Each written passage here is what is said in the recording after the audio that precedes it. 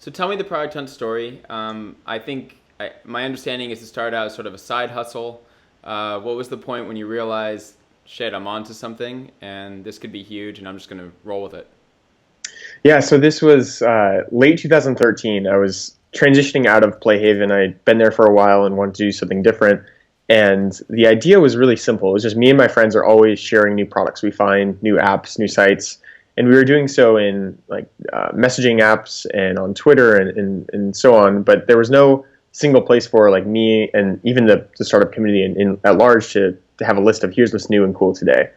And so the initial idea was an email list. I was forced to, not being an engineer myself, I was forced to think, okay, how can I build like an MVP very quickly to see if people actually care about this like I do.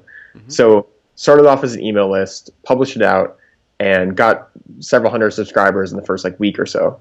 So that was good validation. It's like, okay, people cared enough about this idea to sign up. Now let's see, do people actually, keep opening up the emails? Do they engage with it? Fast forward a couple of weeks, more and more people subscribed, and it just started getting more and more traction that way. And I then that's love when, that your MVP was an email list. I yeah, mean, it's so simple. It takes zero engineering. You can do it in an hour or half an hour.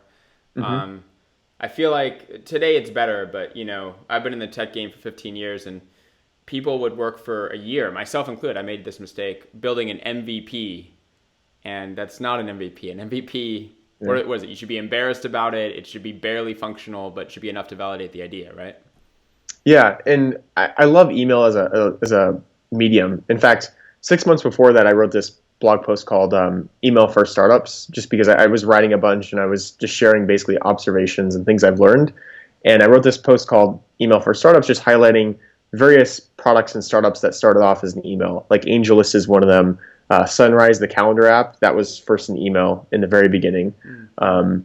TimeHop, that was an email. So there are a lot of different examples of successful startups and companies that were really founded upon a very simple idea and just like an email list.